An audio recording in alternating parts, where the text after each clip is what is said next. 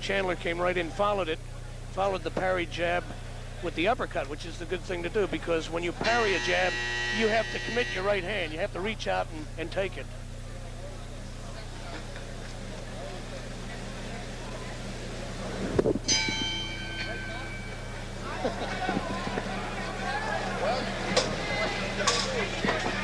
Round 4 of the scheduled 10-round bantamweight bout. Jeff Chandler, who appears much taller than he is. Oh, what a shot that he got off to the head of Justo Garcia. Man, you can feel that right here, Jack. Yeah. Garcia's got a good button.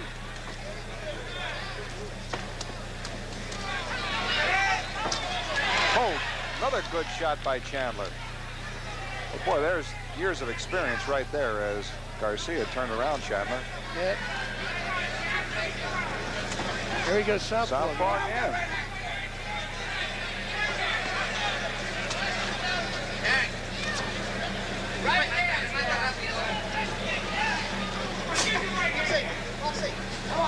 He's too smart a fighter to be doing that just for elegant variation. That's right.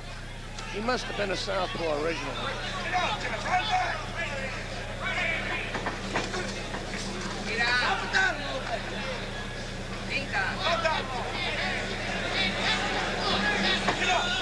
Unless, Huey, there's... Oh! I was just about... He answered the question. All right. I was going to say, unless he suffered any kind of damage to his left hand, and he wants to just protect it. But he answered that with that when he threw that left hand in there. Nothing wrong with it. Midway in round 4. Chandler really getting off some telling blows here, but Garcia seems to be able to weather the storm, at least at the moment anyway. Now Garcia's back to orthodox.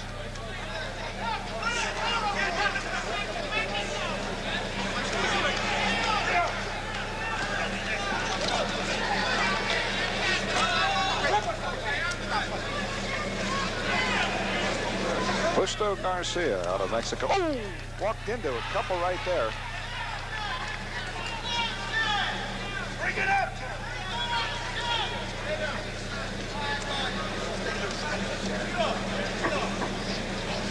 40 seconds here in round 4. Bring it up!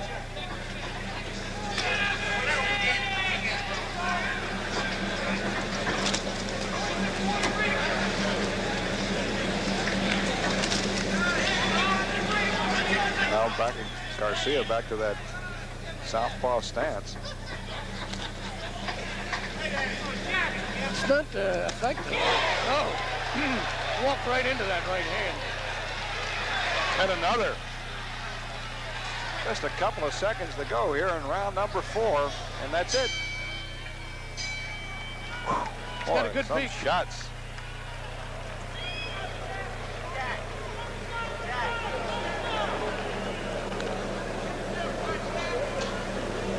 K-Stat is working tonight, not able to come home and watch boxing, and that's his favorite sport. Saturday afternoon. You can tell him it'll be on again, beginning at 1 o'clock in its entirety.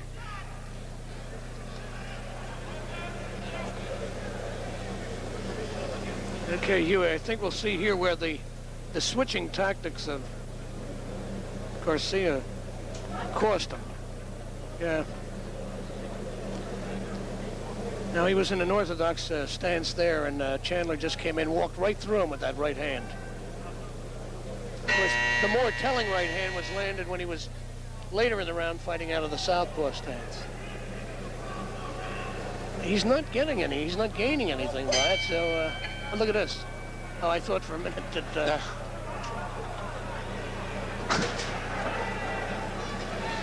Garcia ran over there.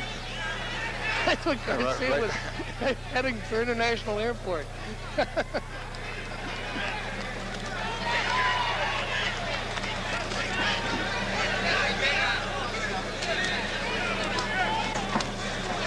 Garcia's still getting off some good pops, Jack.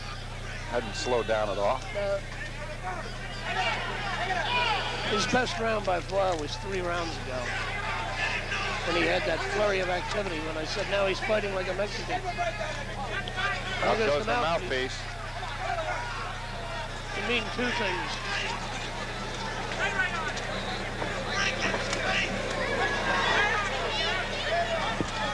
It can mean it got hit and knocked out, but it can also mean that the fighter's starting to run out of gas. Whose mouthpiece, Jack? Was it Chandler's? Well, Chandler's corner retrieved it, but it's hard to tell. I would think that Chandler's mouth looks like it's, you know, like empty. He doesn't have his mouthpiece in. Oh, got off a good right hand.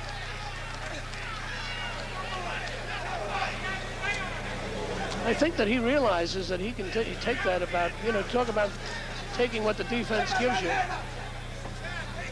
Then Chandler has discovered that you know, fighting from either side, that Justo Garcia is giving him that right hand overhand shot.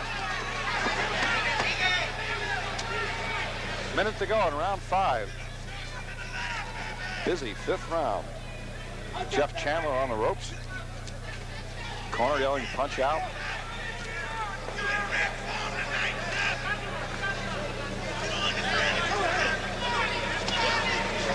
Good inside hook there by Justo Garcia, but for the most part, Chandler has the quicker hands. The difference in the fight is reach and hand speed so far. Jeff, very impressive here in this 5th round. He's doing the kind of a chew-him-up job that we saw Victor Papa do against John McQueen in the late rounds.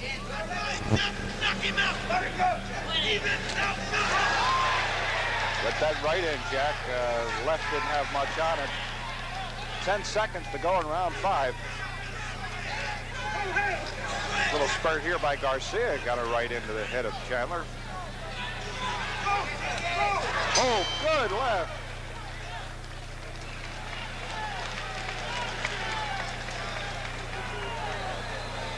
Yeah, he's using what he has. He's using that reach, his hand speed, and even when the other guy got off, which is usually the most effective way to silence a protracted rally, you get off in a flurry and it'll put the other guy on the defensive. It didn't work with Chandler.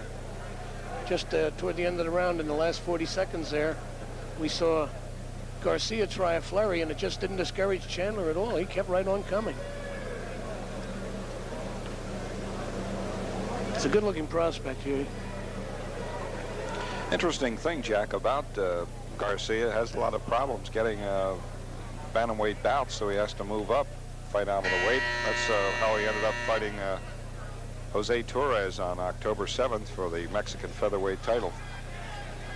That, in that country, probably has as much interest as a heavyweight bout would have here at the Spectrum, of a major magnitude. Well, I never thought I'd hear that anybody in Mexico would have trouble getting bouts as a bantamweight. Yeah. Used to be bantamweights, all you'd have to do would be to shake any tree and 4 of them would fall out.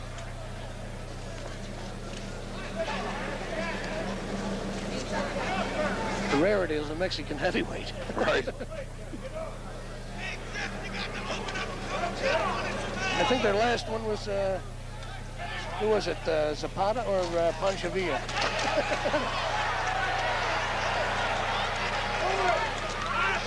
Chandler trying to come uppercut. Garcia got a right in there. Early stages here in round 6. One whale of a fight. Plenty of punches thrown for sure. No damage, incidentally, on either visage.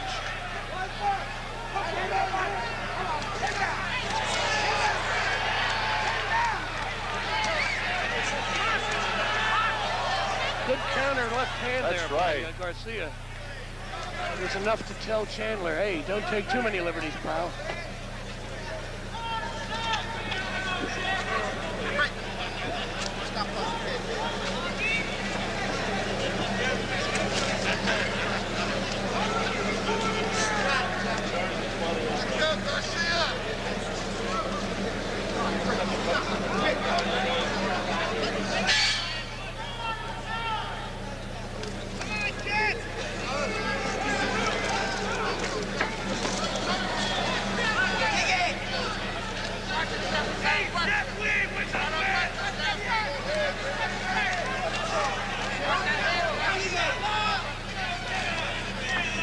Plenty of exchanges here in round number 6. Under a minute to go.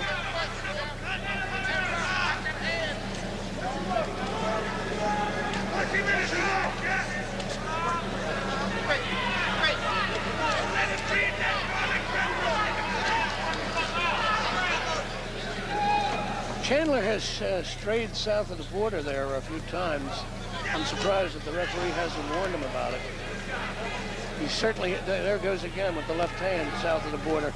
And Garcia is conscious of it.